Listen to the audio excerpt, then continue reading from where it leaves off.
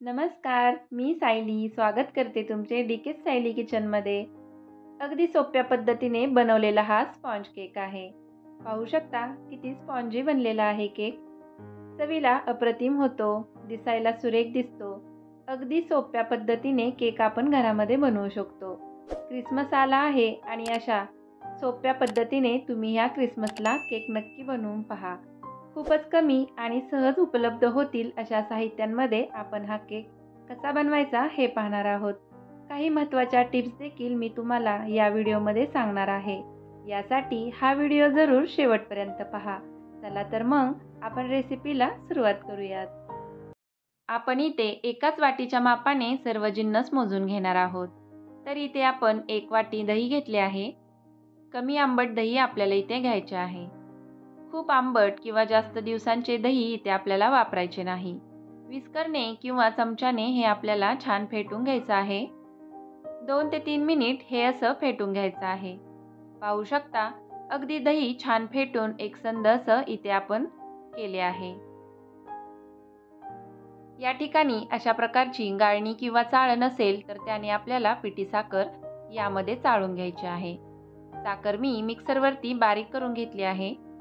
1 वाटी पिठी साखर आपण इथे घेतली आहे. तर अशा पद्धतीने साखर गाळणीने गाळून घ्यायची आहे. पिठी साखरेमध्ये काही साखरेचे खडे राहिले असतील तर ते चाळणीने बाजूला आपण काढू शकतो. पाहू शकता हे आपल्याला बाजूला काढून घ्यायचं आहे. आता दह्यामध्ये साखर मिक्स करून घेऊयात.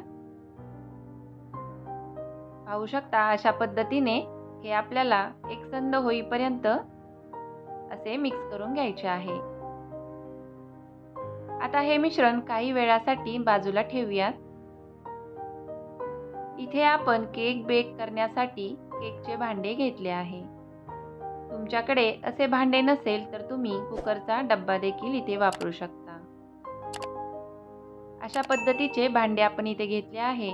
इथे आपण बटर पेपर घेतलेला आहे, त्यामुळे केक खाली चिटकत नाही. जर तुमच्याकडे असा पेपर नसेल तरी काही हरकत नाही. तुम्ही त्याऐवजी डब्याला आतून तूप किंवा तेल लावून घेतले आणि वरून त्यावर थोडा मैदा भुरभुरला तरी चालू शकतं. तर पेपरला थोडे तेलाने ब्रश करून घेऊयात. तरी ते केक बेक करण्यासाठी भांडं तयार झाले आहे. आता हे आपण प्रीहीट करण्यासाठी ठेवून देऊयात. इथे आपल्याला एक प्लेट घ्यायची आहे आणि अशा पद्धतीची चाळणी किंवा गाळणी घ्यायची आहे. यामध्ये घालून घेत आहोत 1.5 वाटी मैदा, तसेच 1 छोटा चमचा बेकिंग पावडर आणि छोटा अर्धा चमचा बेकिंग सोडा इथे आपण घेतला आहे. मसाल्याच्या डब्यामध्ये जो चमचा आपण वापरतो तर तो मी ते वापरला आहे. प्रथम सांगितल्याप्रमाणे सर्व जिन्नस आपल्याला एकाच मापाच्या वाटीने मोजून घ्यायचे आहेत. मैद्यासोबत बेकिंग पावडर आणि बेकिंग सोडा जर अशा पद्धतीने आपण चाळून घेतला तर तो पिठामध्ये व्यवस्थित मिक्स होतो. आता हे पुन्हा एकदा चमच्याने मिक्स करूयात.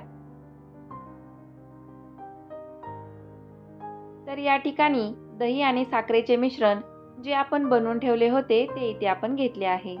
हे एकदा मिक्स करून घेऊयात. तर आपण यामध्ये घालून घेणार आहोत 2 ते 3 टेबलस्पून इतके दूध. दुधाचा वापर एकदम न करता लागेल असे दूध आपल्याला मिश्रणात घ्यायचे आहे. आता हे मिश्रण एकाच डायरेक्शनने आपल्याला चमच्याने ढवळून घ्यायचे आहे.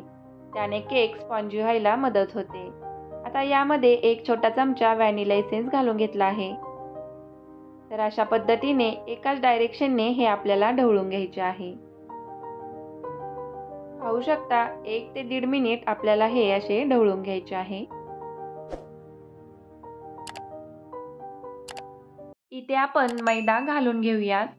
मैद्यामध्ये आपण बेकिंग पावडर आणि बेकिंग सोडा देखील चाळून घेतला होता. सर्वप्रथम थोडा मैदा आपण मिश्रणामध्ये घालून घेतलेला आहे. थोडे थोडे करून हे मिश्रणामध्ये आपल्याला मिक्स करून घ्यायचं आहे. म्हणजे मिश्रण व्यवस्थित आपल्याला एकसंध असे करता येईल. आणि पाहू शकता इथे एकाच डायरेक्शनने हे आपल्याला फिरवून घ्यायचं आहे आणि मिश्रण एकजीव करून घ्यायचं आहे. आता हे मिश्रणामध्ये व्यवस्थित मिक्स झालं आहे. आता आपण राहिलेला मैदा यामध्ये घालून घेऊयात. कट अँड फोल्ड पद्धतीने अशा प्रकारे मिश्रणामधल्या सर्व गाठी फोडून घ्यायच्या आहेत. तर या ठिकाणी मिश्रण थोडे घट्ट वाटत आहे, तर आणखी 2 ते 3 टेबलस्पून दूध घालून घेऊयात. इथे आपण आतापर्यंत टोटल 6 टेबलस्पून दूध वापरले आहे. कोमट दूध आपण इथे वापरत आहोत. पुन्हा एकदा अशाच पद्धतीने मिक्स करून घेऊयात. तर पाहू शकता अशा पद्धतीने एकाच डायरेक्शनने आपण हे मिक्स करून घेतलं आहे. यानंतर यामध्ये घालून घेत आहोत अर्धी वाटी तेल. रिफाइंड तेलाचा वापर इथे आपण करायचा आहे. त्या तेलाला उग्रवास नसावा. तुम्ही ते बटर किंवा तूप देखील वापरू शकता. तर अशा पद्धतीने सर्व मिश्रण छान एकजीव असे करून घ्यायचे आहे. तर पाहू शकता अशा पद्धतीची कन्सिस्टन्सी केक बनवण्यासाठी आपल्याला बनवायचे आहे. अगदी परफेक्ट असे केक बनवण्याचे मिश्रण आपले तयार झाले आहे. तर यामध्ये आपण टुटी फ्रुटी घालून घेऊयात. टुटी फ्रुटी नाही घातली तरी काही हरकत नाही. एकदा हे मिक्स करून घ्यायचं आहे. तर अशा पद्धतीने केकचे मिश्रण अगदी परफेक्ट असे बनून तयार झाले आहे. आता आपण केकच्या भांड्यामध्ये हे ओतून घेणार आहोत. केकचे भांडे आपण प्रीहीट म्हणजेच गरम होण्यासाठी ठेवलं होतं. तर पुन्हा एकदा आपल्याला हे गरम राहण्यासाठी असे झाकून ठेवायचे आहे. तर हे मिश्रण आपण या भांड्यामध्ये ओतून घेऊयात. अगदी मधोमध हे मिश्रण आपल्याला असेच ओतून घ्यायचे आहे. अशा पद्धतीने सर्व मिश्रण आपण भांड्यामध्ये ओतून घेतलेलं आहे. आता यावरती आपण आणखी थोडीशी टुटी फ्रुटी गार्निशिंगसाठी घालून घेऊयात.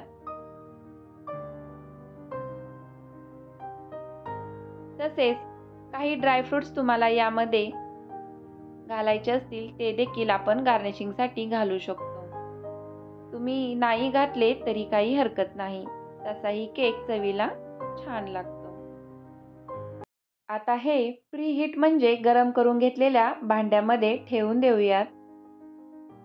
आणि झाकण ठेवून मंद आचेवर आपल्याला 35 ते 40 मिनिटे बेक करून घ्यायचं आहे. स्टीम बाहेर जाणार नाही अशा पद्धतीने झाकण आपल्याला ठेवायचे आहे. कुकरमध्ये केक बेक केला तर उत्तमच. 40 मिनिटे इथे झाली आहेत आणि पाहू शकता आहा, खूपच सुंदर असा केक आपला बनला आहे. मस्त फुगलेला आहे. केक परफेक्ट बेक झाला की नाही हे स्टिकच्या साहाय्याने आपण चेक करून घेऊयात. पाहू शकता स्टिकला केक कुठेही चिटकत नाही. म्हणजे आपला केक परफेक्ट बेक झालेला आहे. 2 मिनिटे केक थंड करून घेतला आहे. खूपच सुरेख दिसत आहे केक. सुरीच्या साहाय्याने केकच्या एजेस आपल्याला मोकळ्या करून घ्यायच्या आहेत. हलक्या हाताने एजेस अशा मोकळ्या करून घ्यायच्या आहेत. आता अशा पद्धतीने प्लेटमध्ये काढून घ्यायचं आहे. बटर पेपर हलक्या हाताने काढून घ्यायचा आहे. आणि इथे पाहू शकता केक आपला मस्त तयार झाला आहे. नक्की ट्राय करा. अगदी साधी सोपी केकची रेसिपी आपण इथे शेअर केली आहे. पूर्ण रेसिपीसाठी लागणारे साहित्य डिस्क्रिप्शन बॉक्समध्ये दिले आहे. तर कशी वाटली तुम्हाला रेसिपी? आवडली तर कमेंटमध्ये सांगायला विसरू नका. नक्की लाईक करा, शेअर करा आणि सबस्क्राईब केलं नसेल तर जरूर सबस्क्राईब करा. अशाच मस्त खमंग परफेक्ट रेसिपींसाठी डीके स्टाइली किचनला सबस्क्राईब करा. हा व्हिडिओ पाहिला त्याबद्दल खूप खूप धन्यवाद.